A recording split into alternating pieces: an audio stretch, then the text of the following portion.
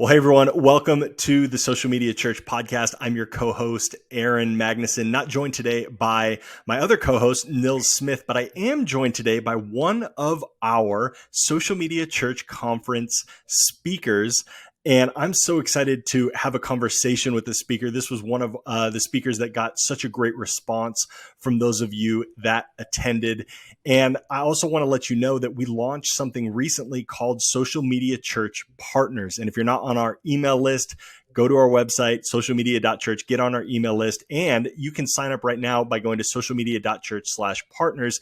We are creating a community of people who are learning all together, partners, emphasis on the partners, how to grow their church's ministry and impact on social media. And one of the things that we learned heavily during the pandemic is that we need each other, that we're not churches competing against each other, but we are actually learning from each other so that we can reach the ends of the earth with the gospel. And Nils and I wanted to create a community of partners where we're doing that intentionally and in a focused way at an affordable price. So go check that out, socialmedia.church/partners. My goodness.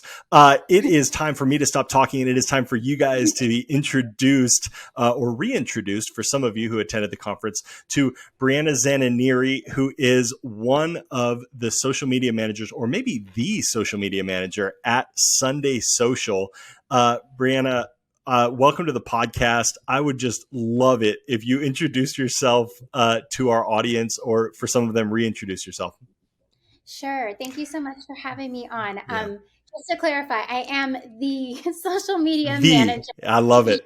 Jonathan and Joe just leave it all up to me. They're super great. But yeah, my name's Briana. I am currently in Fort Worth, Texas. Me and my husband just moved here about a month and a half ago. But prior to that, I lived in San Antonio for about 13 years, where I went to college, graduated with a communications degree. When I graduated, social media actually was just kind of evolving, but it was more for personal use, like churches, businesses, they weren't really on. And so I actually wanted to be a reporter. So I went to school for that, did some internships, was with the ABC affiliate there for a few years, and then got to intern with the broadcasting department with the Spurs. And that was really fun. But during that, I got saved, and the Lord called me into ministry. Yeah, it's crazy because I spent so many years just working to becoming, this journalist, and, made a whole bunch of connections. And then God was kind of like, okay, I got to let you experience that. And then, now I'm bringing you into ministry. And so it had never been a thought in my mind, but before moving here, I was at a church called Grace Avenue Church, and was on staff there for about 4 years, and got approached to lead our social media team back in 2017. And so didn't have any school experience with it, just from personal use. And so had absolutely no idea what I was doing. And within those couple of years, we evolved from the social media team to the media team. And so added a whole bunch of people.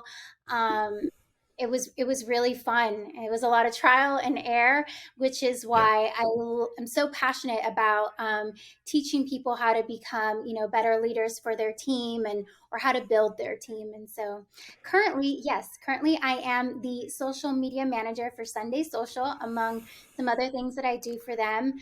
I've been on that team since 2019, and the guys are so great. I've enjoyed working with them. And then I also project manage for a company called Digital Napkin, and that is with Alejandro Reyes, which some of you guys might be familiar with. And resident expert here on the podcast. We love Alejandro. He's a marketing guru. And so we get to work with some really awesome people like Theos Yu, Carrie Newhoff, Christine Kane, Creator, Hillsong. Some of their guys just came out with Creator. So really cool stuff. Yeah, that's incredible. I did not know the piece about you working with and for the Spurs and working around the team and doing some of those sorts of things. That's great on two levels. One, I am a sports fanatic, so I love sports with a bent towards football. But Nils is a massive Spurs fan. And when Jay Cranda used to be the host of this podcast, Nils and Jay would get into it because Nils is a massive Spurs fan and Jay is a Lakers fan. And I think when I was looking at your Instagram, your husband is an Orlando Magic fan. Is Yes, that right? so Okay. random. Yes, because he's not Yeah. even from there. But he said he liked Tracy McGrady. Okay, So there you go. There you go. I guess we'll forgive him for that. But yeah, so go Spurs. This is now a Spurs podcast. But that's what's that? who's your football team? Oh, okay. So great question. So I played football at Oregon State University. So my Okay. college team is Oregon State, and then I grew up a Denver Broncos fan because growing up in Oregon, we don't have a professional team. So I am a Blazer fan. So if we are talking NBA, I'm a Blazer fan. Lillard time all the time. Um, and so we grew up a Denver Broncos household because my parents had lived in Denver for a little bit of time. And now since moving down here to LA, I and one of my friends that I played with at Oregon State, Johnny Hecker, is the punter for the Rams, and so I am. We're a Rams family here. We're a Ramley down in Los Angeles, but there's lots of teams that I track because I have former teammates and players on the different teams. But Cool. I also have friends who do media for teams as well, and so I'm curious. Bringing this back to you, Briana, what did you learn in your time with the Spurs before we dive into all of the things you learned about team building, media, social media? What were some of those things that you grasped in that world that God graciously let you walk through before he called you into ministry? And even it sounds like you had a salvation experience Yeah. around there as well. What was some of that like before we dive into the Brianna that we know today? Yeah. So one of the first things that I learned or never knew was just how much actually goes into Mm. broadcasting a game. I mean, there's so many pieces that go into it. I mean, literally, I think games start around 7:30, and we'd get there like around 1. And so the crew would set Wow. up for it. You have like your director, your producer. There's a few times I got to work the ticker, which was fun, and that's like the score at the bottom. So that was Oh, really wow. cool to do. Got to do some stage managing with Sean Elliott. So that was really Wow. cool. But I think one of the biggest things I learned, oh, yeah, I got to be there for like NBA finals on the court, got to like meet Grant Hill, Isaiah So Thomas, cool. Chris Webber, all those guys. So, yeah, my Wow. glory days. But I also learned how to Yeah. work in a very fast paced environment, because things are constantly moving during that time, which I Hmm. could say relates to social media. Social media is constantly changing, it's constantly going. And so you Yes. kind of just have to roll with it. So that was one thing I learned. And then I think Wow. another thing too was just you get out what you put into it. And so I was just there like every day, wanting to do everything. And so I really learned like the value of like hard work. And so it's just a great experience. Wow. It Yeah. really is. And to do and to see something at that high of a level, you can't help but have that impressed upon you. And then you carry those things with you into settings, some smaller settings, some equally as large settings, but a different context. Because Mhm. I for sure know some churches that like a transformation church that has massive production and they understand that. But then other churches, that are maybe in a smaller setting trying to figure out, well, I can't be that. So does that mean I can't do it at all? And the Yeah. answer to that is no. There are ways to adapt to the scale at which you can produce media, put things out into the world on social media. And so I'm curious, Brianna, what did you bring into the church? What was that process like? And where did you even start? You kind of Pandora's box got opened. You saw like the highest of the high, millions upon millions of viewed media, and then you have to go into a church context. What was that transition like? What was that process like? And where did you start? Yeah, it was really different. I actually started when I got to that church. I started on the welcome team. I started leading the welcome team. Awesome. I actually had never been a leader before. And so when they asked me to lead, I was like, are you sure you have the right person? Right. So yeah, so I actually started with the welcome team. And then from there, it kind of went into the front of house. And they had one girl, I think, running social media at the time. And so not a Hmm. whole lot of production. And so when I came in, I kind of was like, hey, we should pick up the camera and do this and do that, and just, kind of started throwing ideas here and there. And then in 2017, they were actually like, okay, you Wow. always have a lot of input and ideas as far as like production and Yeah. social go. Like, we're ready to like hand that to you. And so again, I had no experience in it other than just, what I do on my own social media. Yep. And so it was a lot of research and looking at what other churches were doing. But again, that kind of, looking back as a leader, that was kind of one of those things that I learned where every church is different, and just because Hmm. this church is doing this church is doing that, doesn't necessarily mean that your congregation needs that. And so that's Yes. a big lesson I learned as a leader. But it was a lot of, yeah, just research and, some of the trends that other big churches were paving the way. And then from there, the team started growing. And so I was like, okay, well, the way I work as a one person team isn't going to work once I start adding people. Yep. So it was constantly just having to update, workflows and the way we communicate and the way we post. That way we can start to get more people involved on the team. Wow. Yeah, I love what you said about just you identified gaps and you didn't keep that to yourself. You pointed it out in a helpful way and in an empowering way, uh, encouraging others. Hey, let's try this. I've seen this done. Let's experiment with it. Mhm. And before we dive into like how did you start finding team members, I even wanted to call out. I thought it was awesome that you were like even playing things out down the road, which is a sign of a great leader. I'm sure somebody saw something in you, called that out, and like this lady needs to be head of our welcome team, which is really cool. And if you are a pastor or a leader in this, listening to this podcast, make sure you're looking for those people, and they might not be serving in that spot right now. Yeah. But there are skills and there are things that you can learn about them where it's like, oh, I had no idea you had a background in media. You should try this out. Mhm. So as a leader, be inquisitive, be curious, and always have your eye out for talent, even if they're doing something different than what you need someone to fill a gap in, and always be looking in those ways with those lenses. But I'm curious, Brianna, when you got in there and you were kind of showing people and encouraging people a new way of doing things, before you identified the need for a team, you're kind of thinking down the road. You talked about looking at other churches, and I'm sure part of that was to get a flavor and a feel of, well, what do churches do on social media? What does that look like? Getting some ideas. But I get the sense in there that there was something that happened to you, maybe a story or maybe a season, something happened where it wasn't just learning. There was like, oh, this is the equation, or this is the sauce, or this is the secret thing, and you found out, oh, it's actually maybe it is for them, but it's not for us.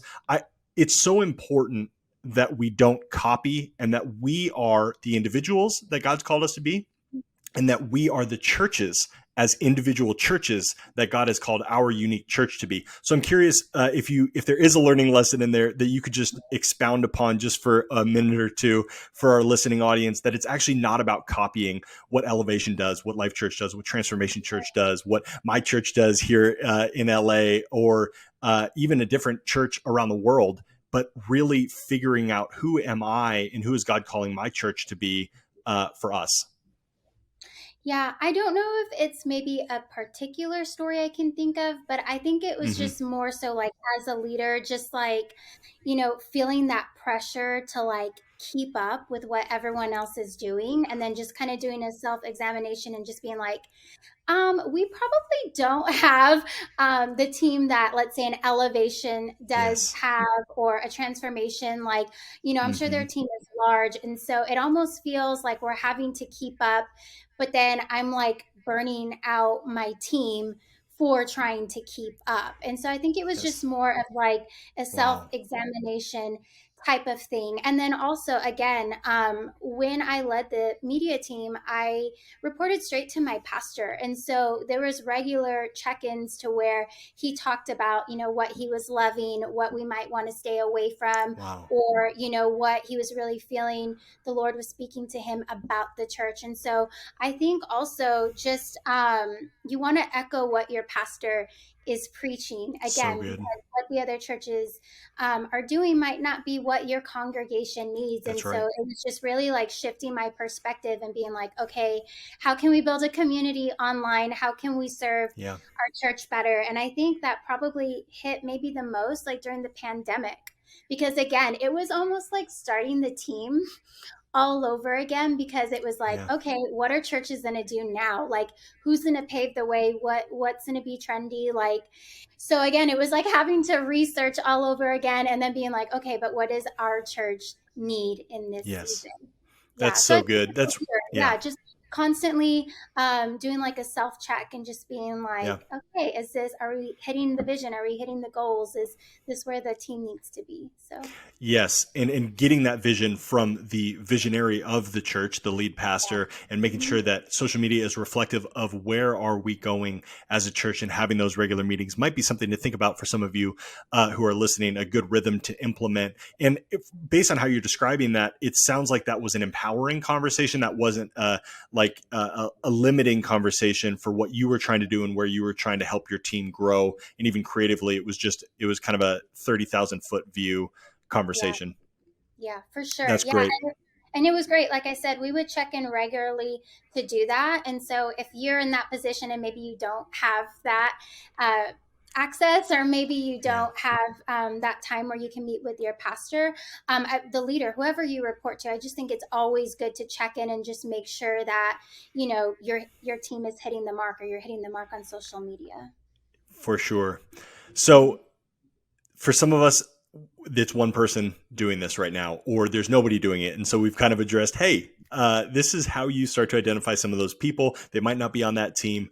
But for other people, it's just one person. It's like, I can only do so much, and I can relate to the burnout that you're talking about because I'm just one person. Where did you start in building a team? Where did you look for people? Just that whole process of starting to build a team. Speak to that person right now. Yeah. I wish I could say that prayer was my first So go-to. good. And so that's another lesson I learned as a leader, is that prayer needs to Mm, be your first response. But I kind of looked at around the church and I was like, okay, who has an interest in social media, who maybe does it well. And so I had a friend who was just wanted to pick up the camera like as a hobby. And so I was like, hey, you can be on the team. I need someone to help with like photos. And so she was just beginning out too. And there was another girl who was a friend of mine who kind of, she did social media well personally. And so I was like, hey, join the yeah. team. And so it was more kind of like a scouting at first to see like Yep. who had skill, who maybe had a hidden talent that I didn't know about.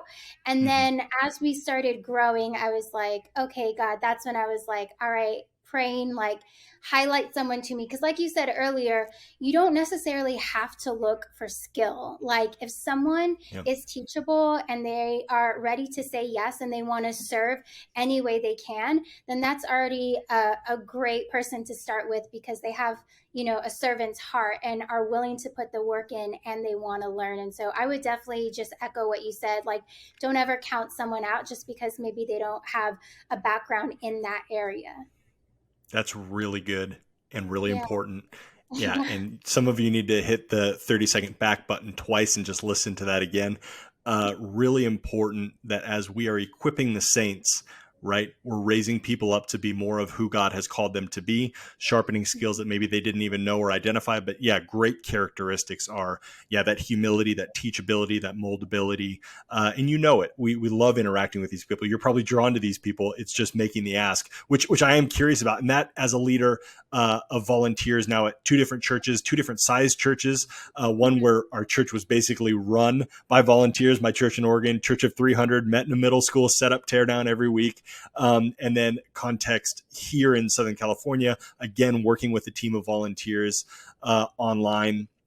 And so for me, making the ask and making the ask well has been the hardest thing. And that might be a personality thing, but I think other people can relate, has been the hardest thing, because you say they're no for them. You can't believe somebody would give of their time. How did you go about making that ask so that it elicited a response of, yeah, you know what? I do want to pick up that camera and I do want to take pictures for you. I never thought about trying that, but I do want to do that. Was there anything special about the way you asked, or was it formal or well laid out? Yeah, I think like you, I have a really hard time with confrontation. Even if it's like super healthy, I'm just like, I don't want to do that. Right. But I think the way that I learned to ask someone, because usually, I think I mentioned this in the presentation, a lot of times people don't even know that there's a need in the church. If someone walks in on Right. a Sunday morning, they're like, oh, everyone's kind of doing their thing. They must have it all together. They must have enough volunteers. There might not be a place for me. And then that's just not true. Like being in the Right. church world, we know that we can always use volunteers. And so I think for me, the way what helped me to have courage to ask people was having great leaders and mentors. And so if I didn't know how to approach someone, I would definitely go to a leader and be like, okay, when you are in this situation, how do you approach it? How do you go about it? And so I always looked to people who have paid the way Wow. in the church. And so that would be my biggest advice is if maybe you're struggling, go to someone who's already been in that position and ask them to help you. It sounds silly, but yeah, sometimes you do need to be coached on those things. Yeah, absolutely. Was there in making the ask, let's see, you figured out how to have that conversation or even approach them. Was there something formal, a job description that you had already, or was it just as simple as, hey, you have a camera, why don't you come start taking photos? Because I have a tendency to be not organized in that way, where it's like, hey, I can identify talent pretty quickly, and it's like, okay, you'd be awesome, you'd be great for the culture, would love to get you in. And then it's kind of like, but what am I doing? It's like, we'll figure it out as we go, which I'm not recommending that at all. Yeah. Were you a little bit more formal with the ask, or did you have kind of like job descriptions, things like that? I think in the beginning, no, I didn't. I was just like trying to get whoever like on the team to build it. But then as I began leading, I was like, oh, especially working with creatives, like you have to be very clear on Yes. what their role and what their tasks are, because usually with creatives, like it's their art, it's very Yep. different than serving on another team. And so sometimes there would be confusion or people's lanes would get intertwined. And so I learned that yes, having job descriptions, roles, expectations, goals for them is really helpful, because you don't want people to have a bad experience on your team, because Right. I've had that before too. And I'm like, shoot, like, as a leader, I feel that weight to want to lead them correctly. And I want Yep. to edify them and help them grow in their gift and how they're contributing to the church. And so I learned that, yeah, it's so important. Like, even if you don't have a videographer right now on your team, or you Yep. don't have a photographer, I would say like get those things in place. Like, what would be your ideal role for them? What would be the tasks? What can they expect serving on the team? And so yes, to answer your question, not in the beginning, but as I continued and, like I said, trial and error, I was like, okay, I need to have things in place that people can reference to and just give them a clear lane to run Yes. in so they can just take off. Yeah, very important, because when we're serving, we want to make sure that we can identify if we're winning or not, if we're living up to expectations. We just desire that. And that's just important with volunteers Mhm. as it is with you at whatever your job is. If you are a pastor, you want to know what that is. If you work outside the church and you're volunteering, you want to have very similar standards in the volunteering lane as you do at your job. And like you said, that comes a little bit more naturally. You're either welcoming people and saying hi, or you're not. There's a very simple. Some of the roles are a little bit more straightforward as it pertains to Mhm. job description and what success looks like.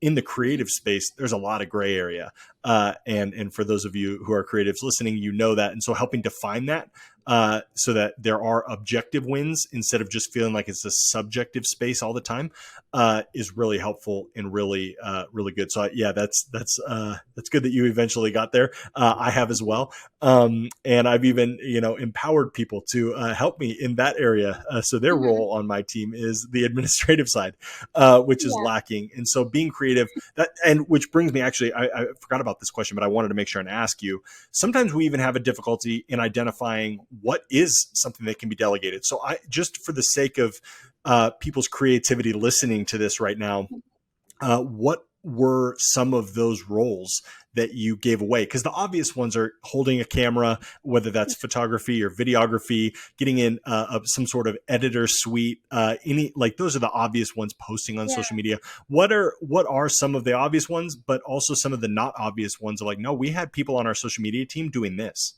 Yeah. So so some of the obvious ones, of course, would be people who capture your content. So that would be a Yep. photographer, a videographer. We eventually started adding editors into it, so they didn't necessarily have to be behind the camera, but they would Yep. edit photos for us using our preset, or they would edit video. So if you are on social media, that was actually really hard. I'm just like pouring out all my laundry, right, as a leader. But another thing I struggled with was control, because I had that close proximity with my pastor. I knew what he liked on social media. I knew what words not to use. Yep. And so I was just like, okay, but as a leader, I need to replicate myself. If Mm-hmm. I am the only person doing this task, like, I'm not doing anyone else any good. And so if you are a one person team right now and you do social media, some other tasks that you could begin to start onboarding people would be to write captions. I know sometimes I can sit here and writing a caption can take me like 30 minutes long. And so if you can delegate that and at Yep. least have someone, write that caption, you could come back and just tweak it however, that would lift the load off of a leader. Yes. I would say researching hashtags, like, that can be time consuming as well. Alejandro actually showed me an article called the hashtag ladder.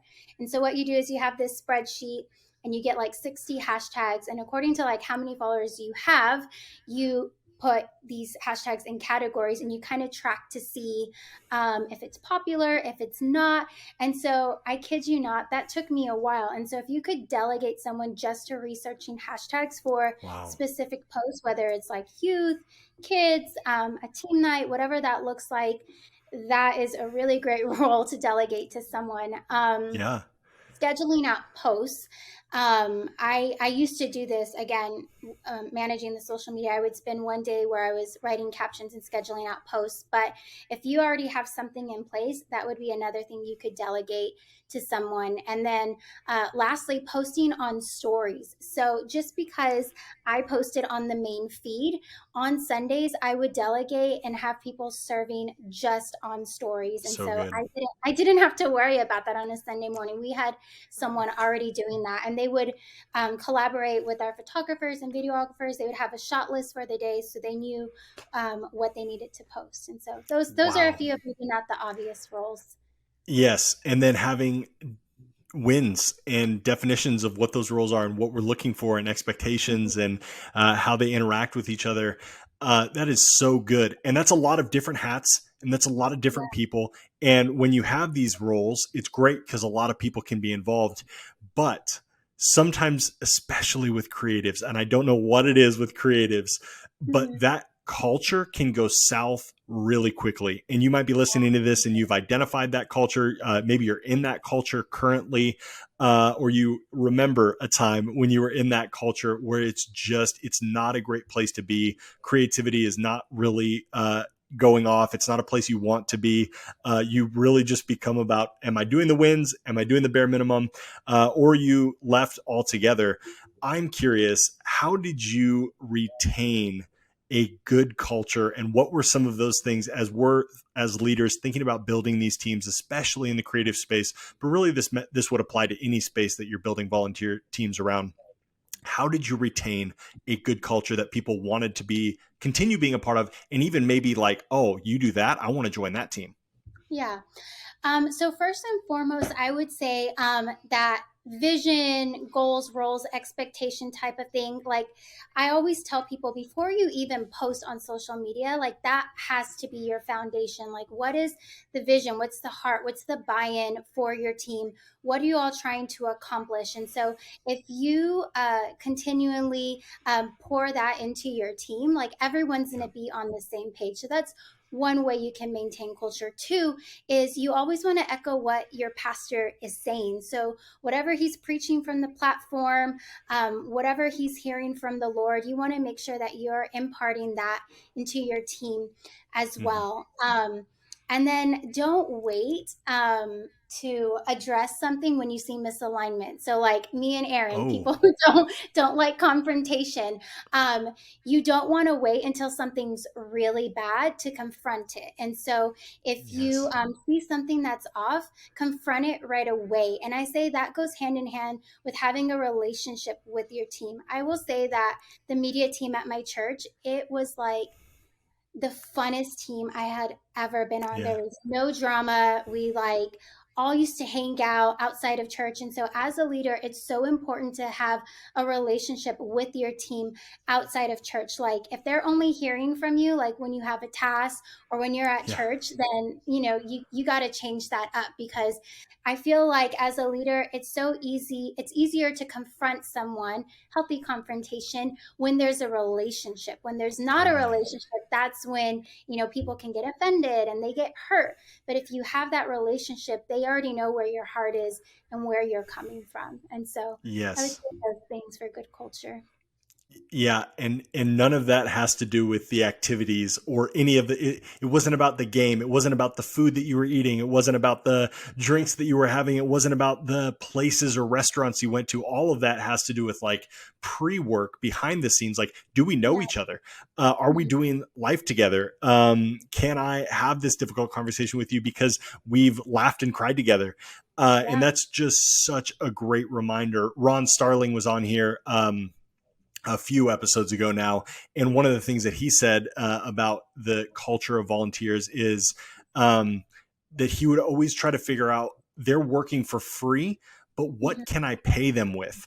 Oh, that's good. And in terms of maybe that is like very practically like a coffee Mhm. or taking them out to lunch. But what he said that I hadn't thought about that was way more creative is he's like, I am going to make them really good at their skill. So I'm going to help them or connect them with a professional in the space. So if you're volunteering for me, you're going to become a professional photographer. Or if you're mixing or editing this, you're going to learn this skill really well. And some of those skills he had and he would impart onto them. But just, I know for me, I had, until he said that, I had never thought about, wow, they're giving me their free time. And I spend a lot of time feeling bad about that, Yeah. of like, gosh, I can't believe they do that. But I wasn't thinking, but there are ways to pay them without monetarily paying them.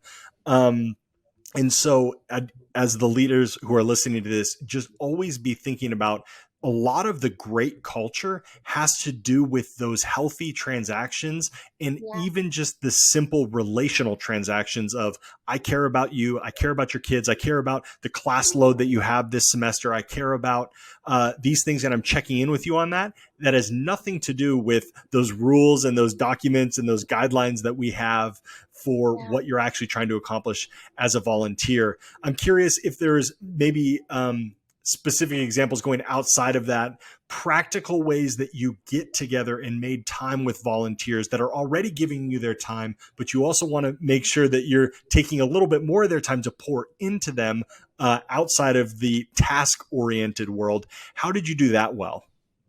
Yeah, so we used to have like media team barbecues, and so we did Oh, that a few cool. times.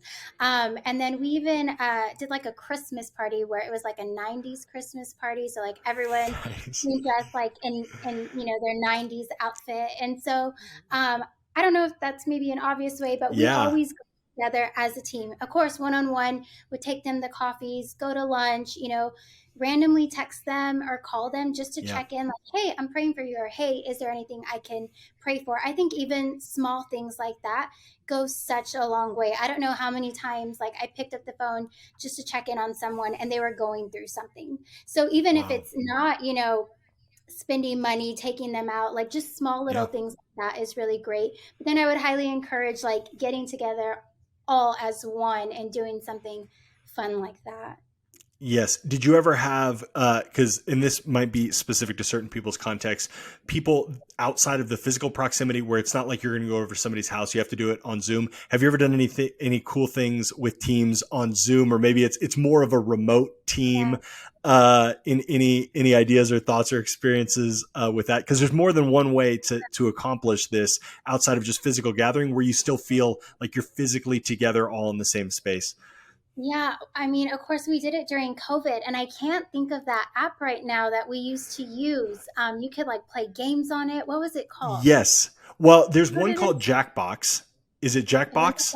no. Mm-mm. Okay, where you can play some like actual like more like it's not board games, but it's more of like game night. But there's another one where it's more like trivia kind of a thing, and I you're think well, answering, and yeah. I can't think of the app right now, but that was so popular, and so our team would hop on that, and we would play games. it's There not was House Party, is it? yeah, I think it's House Party. Yeah, something I like that. It's house. There's house in it in the name. Okay, I never got into that. Okay, but you would just hop in there and have a yeah, really great hang. we would do stuff like that. I think that's the only thing we did. Yeah. Yeah, but there are We did ways. I bring that up just to say we did learn a lot of skills during COVID, right? Everybody was forced to figure out how do we do that. Even if we're neighbors, we're not necessarily going over to each other's houses, especially in the thick of the lockdown. But there's lots of ways to create that community that's outside of just the tasks that are being accomplished, especially with creatives. I want your final thoughts as we kind of wrap up the podcast, but any final thoughts or maybe tidbits that are specific to doing this with creatives versus just any volunteer that's, maybe the welcome team getting together for barbecue. Are there specific things that creatives, especially in 2021, this up and coming generation, are there any specific things that you've seen or noticed? Oh, this goes over really well with them when we're thinking about the cultures that are attractive to them in a team context. um I would say there's so many resources out there right now. There's so Yeah. many Facebook groups, there's so many Yeah. conferences. And so I would, do that together as a team. I used to always tell my team, like, perfect your craft. So, like, Yep. outside of church, like learn, get into like a master class or add skills or something like that to where you can Yeah. perfect, what it is that you're doing because everything we're doing is we're serving unto the Lord and we're serving That's right. our congregation. And so whether that's individually or together, like let's make sure in a sense kind of like we're on our game, not as Yeah. like pressure, but just wanting to come with excellence in everything that it is that we do. Yeah, that's so good. And if there's a way that you can invite somebody to do that with you, always do it with a buddy instead of alone, and having that mentality as a team culture. That's really, really It's good. funny that Um, we had all planned to go to like a conference together and then like COVID hit and we're like, yes, well, okay. So yeah, totally. I would say that that would be really great. Yeah, doing things together, shoulder to shoulder. That's fantastic.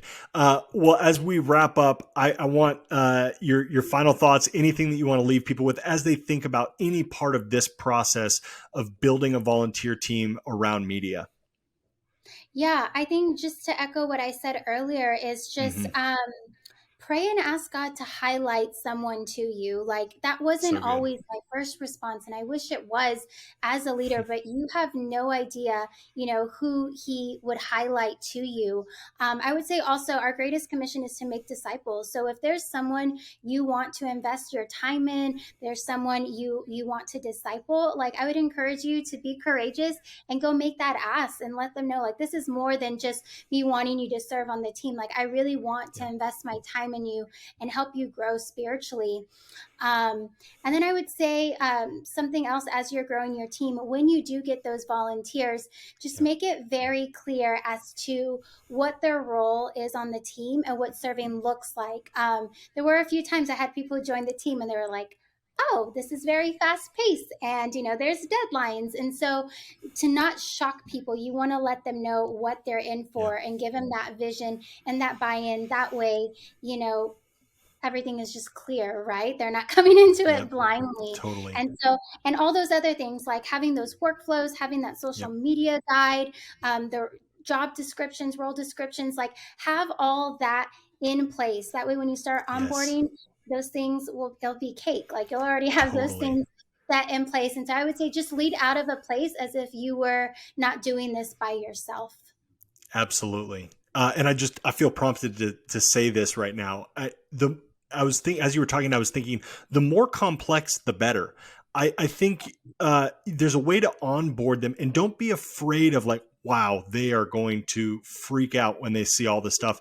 Mhm. And by more complex, I mean organized complexity, because I think sometimes when you join a team and you're like, wow, this team really does a lot of stuff, and I know that I am going to make a kingdom impact being on this team. And so the more complex, the more drawn out you can make your team, the more processes, the more documents, the more official, I guess is the word that I'm ultimately looking for, the more official you can make it, the more attractive that is to a volunteer, because I know what they're thinking, because I've been there. Wow, my time is not going to be wasted on this team. Mhm. They know what they're doing. I'm going to learn something. I'm going to be around highly capable professional people. And if there is somebody that's scared off by it, this is, I mean, sounds terrible. You don't want them anyways. That's going to be a headache for you as a leader, and it's not going to set them up well for success. And so don't be afraid of complexity.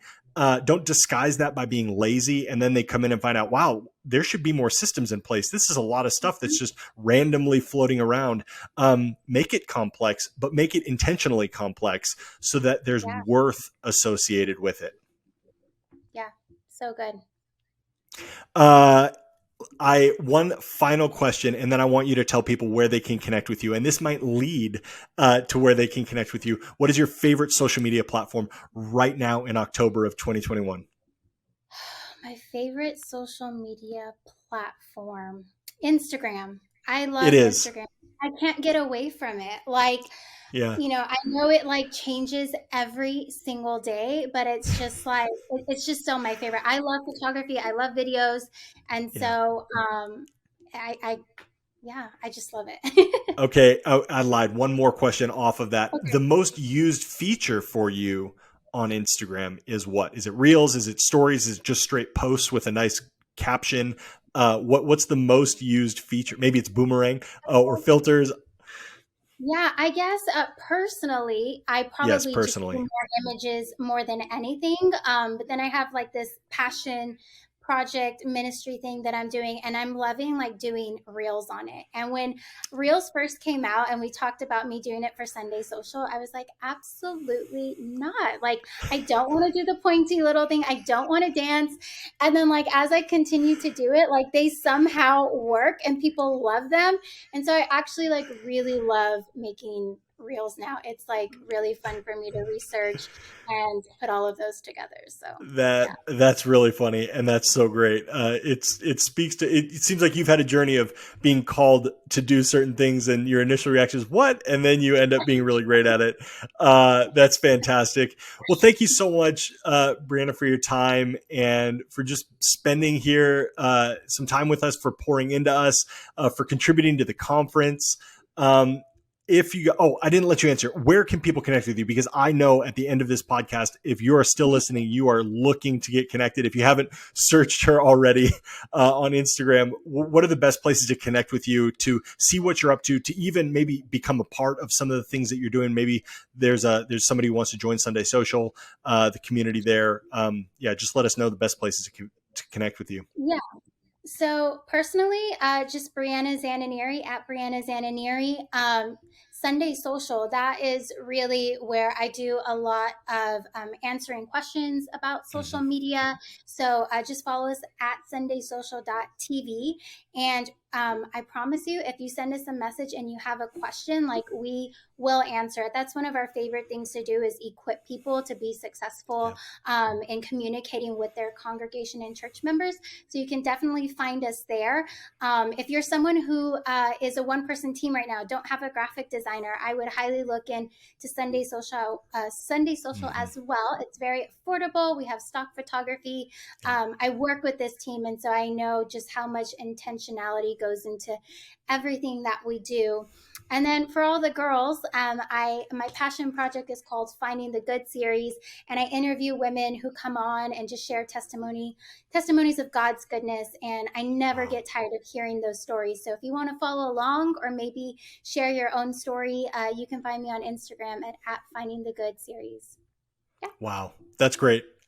Yes. And there may be things that she forgot to mention in this podcast that she remembered that will be in the show notes. So make sure you check out the show notes of this episode wherever you're listening. This is also a great time to hit subscribe, leave a review. That way you get notified every single time we come out with more content, and your review helps other people like yourself that are benefiting from these conversations grow on social media. I love that we're talking about Sunday Social. Nils and I are huge proponents of Sunday Social. And some of you might be smart enough to be thinking, well, Aaron, isn't that like a direct competitor of what you just created with Social Media Church Partners? Maybe, but we care, and the guests that we have on this podcast care more about the Great Commission than anything. And so we are all about your church and your ministry, finding the things that work so that the message of the gospel can get amplified all around the world. And specifically in our context, we talk about how you can do that on social media. So if you're looking to figure out what works best for you, go check out Sunday Social. You can also check out what we have and what we're working on, our young community at socialmedia.church/partners. Again, hit subscribe, write a review, share this podcast with somebody else that needs to hear about building volunteer teams so that, again, we can spread the gospel all around the world. Appreciate you guys listening. Connect with us, connect with me. Always ask questions on Twitter, Instagram, DM us, whatever. That makes these podcasts better. Briana, thank you again for being here. And until next time, everybody, this is the Social Media Church Podcast, and my name's Aaron Magnuson.